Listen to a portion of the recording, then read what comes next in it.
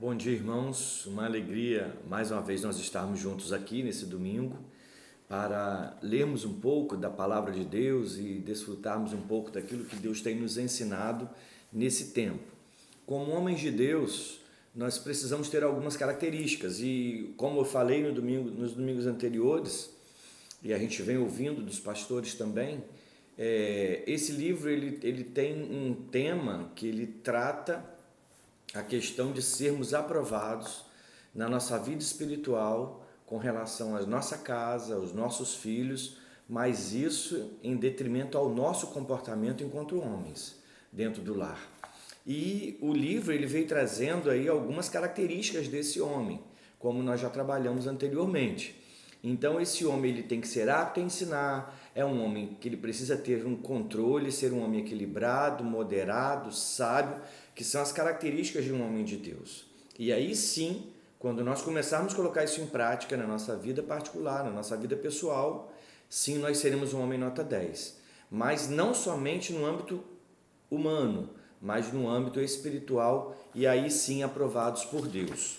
No capítulo 7 desse livro, tem uma característica muito importante desse homem de Deus, né? Esse homem de Deus, ele é um homem que ele não é dado ao vinho, a muito vinho. Ele não é dado a vinho. Ele é um homem equilibrado. Ele é um homem que ele procura ter como foco servir a Deus e ser orientado pelo Espírito de Deus. Há uma pesquisa na década de 90 que em média 70 milhões de homens, né, são envolvidos com álcool. Hoje nós temos um número talvez muito maior, porque existem aqueles que dizem que bebe socialmente. E se você parar para analisar e ver nas noites, nas ruas ou nas próprias casas, as mulheres também já estão entrando por esse meio, por esse caminho. Isso é um perigo enorme, né? E muita gente mantém uma relação muito tranquila com essa questão da bebida em casa. E aí bebe socialmente, bebe bem, tudo tão tranquilo, né? Que ele não percebe o perigo que está correndo. Os filhos observam isso, as pessoas de fora observam isso, né? Mas a questão não é só essa, vai além disso, né?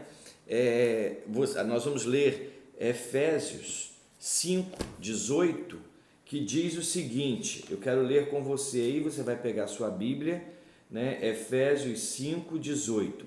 E não vos embriagueis com vinho, no qual há dissolução, mas enchei-vos do Espírito. Isso é muito importante. Havia na carta aos Efésios, Timóteo estava indo para lá pastorear aquela igreja, mas havia um contexto ali de que havia uma influência muito grande naquela sociedade dos ritos de cultos de locais a Dionísio, que era um deus do vinho, das festas, do lazer, do prazer. O vinho está relacionado a isso, né? Ao lazer, ao prazer. Na verdade, o pano de fundo é outro. Mas o que te aparece é a sensação de alegria, sensação de alívio, é a sensação de que aquilo ali vai te dar prazer, vai satisfazer você. Isso é muito sério, porque o nosso coração se inclina para a carne, se inclina para ídolos, se inclina para a adoração a alguma coisa.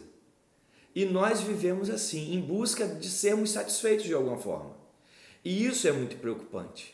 Porque muitas vezes, como o nosso coração é enganoso, ele nos leva a perdermos o foco daquilo que realmente Deus quer de nós. E enquanto homens, dentro das nossas casas, isso fica um pouco pior, porque as consequências vêm. Essa semana, eu conversando com um amigo meu, e ele comentando sobre alguém da família dele, e ele falou assim, olha, mas ela vem de uma família que o pai... Ele falou, mas eles não são crentes? São crentes, mas o pai bebe, acha tudo muito normal. E aquela moça foi afetada pelo comportamento do pai, porque lá é comum beber e são crentes. Não há possibilidade de uma junção dessas ideias. O homem de Deus, ele precisa ter cautela, ele precisa ser equilibrado. E a gente vê aí esses aspectos devastadores da bebida, né? Devastadores da bebida. Então você vai ver que a carta aos Efésios vai dizer que para a gente não se embriagar com vinho, no qual há dissolução. Dissolução remete a caos, remete a problema, remete a perdas, remete a coisas negativas. Então, se você talvez já tem um histórico na família, se você convive com pessoas que praticam esse tipo de situação, você precisa fugir disso, porque você está próximo de um perigo muito grande. Então, nesse contexto, o Timóteo vai chegar lá e vai ser orientado dessa forma, né? O álcool, ele tem várias influências no decorrer do processo com que você vai se acostumando com ele. É uma questão séria para dentro da nossa casa, né? E lembrando, como eu falei na aula passada, nós o tempo todo ensinamos. Nós o tempo todo estamos ensinando os nossos filhos. E isso é muito sério.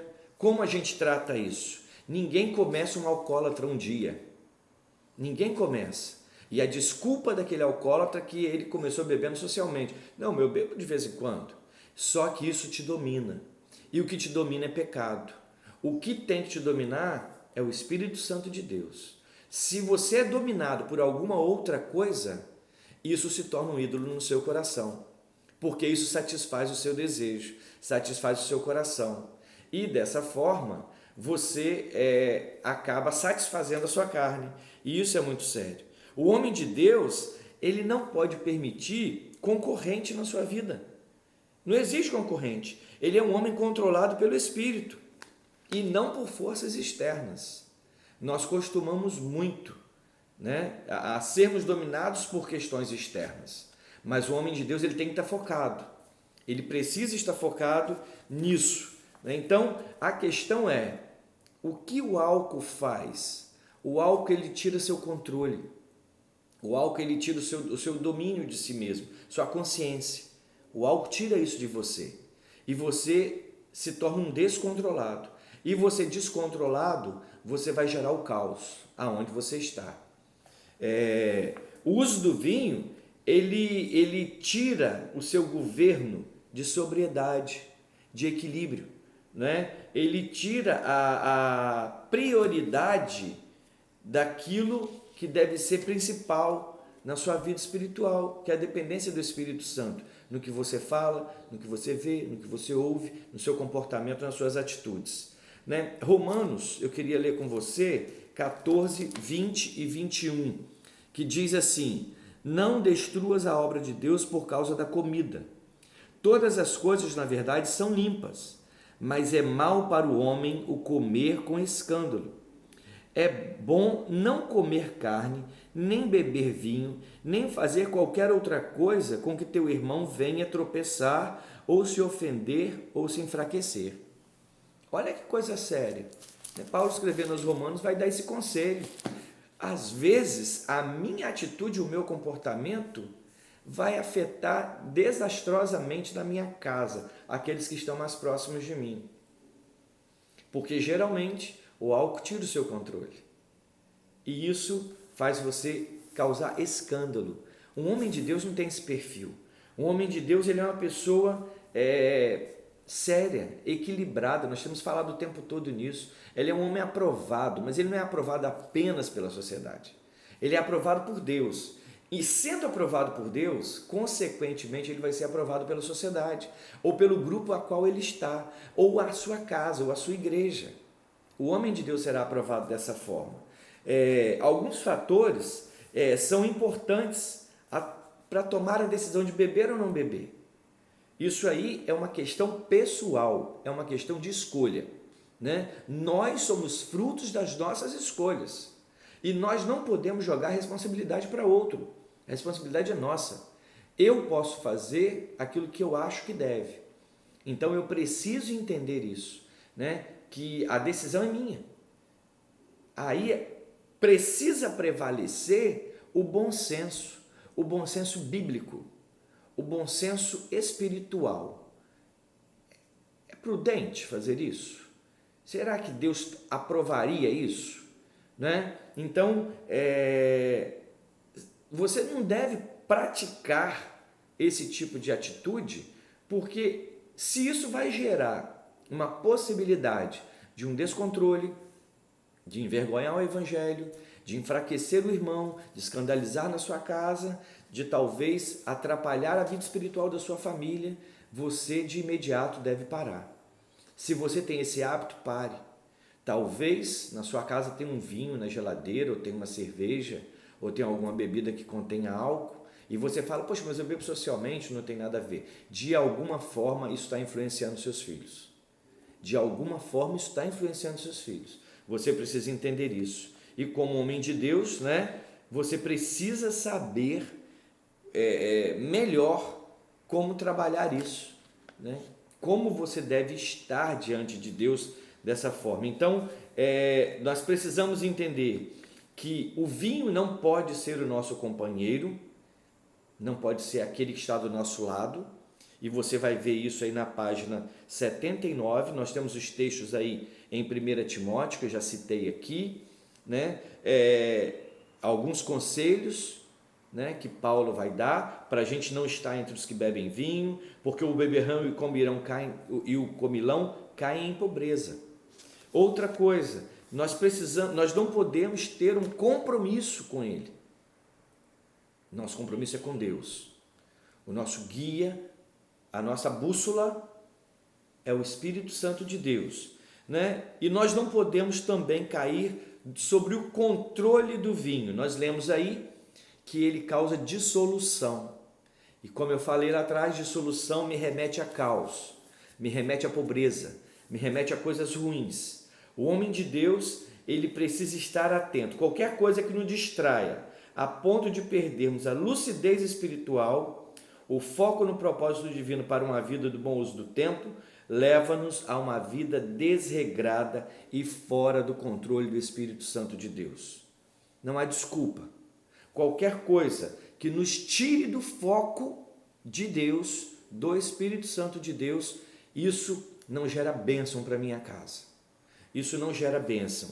O homem de Deus, ele não alimenta o seu coração. Ele não cria ídolos aqui. Ele não alimenta a sua carne. Esse homem de Deus, ele está ligado a Deus, aos conceitos daquilo que Deus quer para ele, aos conselhos daquilo que Deus dá para ele. E ele quer isso, ele enche a sua mente de entendimento, e isso vem para o seu coração e gera atitude. Então nós precisamos entender isso, que o homem de Deus precisa ter esse controle do Espírito Santo de Deus. Então que você possa ter um companheiro de fé, um irmão que esteja com você, compartilhando com você, que te ajude talvez nessa dificuldade que você possa ter. Mas sempre conte com o Senhor, porque Ele pode sim te ajudar. Eu quero orar por você, talvez essa seja a sua dificuldade, mas Deus pode todas as coisas, né? E Ele pode arrancar do seu coração isso, mas você precisa fazer a sua parte. Vamos orar. Senhor, muito obrigado por essa manhã. Fica conosco, nos abençoe, nos guarde, pois carecemos da Tua graça, da Tua misericórdia. Toma cada irmão que nesse momento compartilha conosco dessa palavra. Abençoe a cada um. O Senhor sabe a necessidade de todos, Pai. Então, no nome de Jesus, abençoe e nos dê a direção do Senhor sempre para a nossa casa. Amém. Fique na paz, Deus abençoe.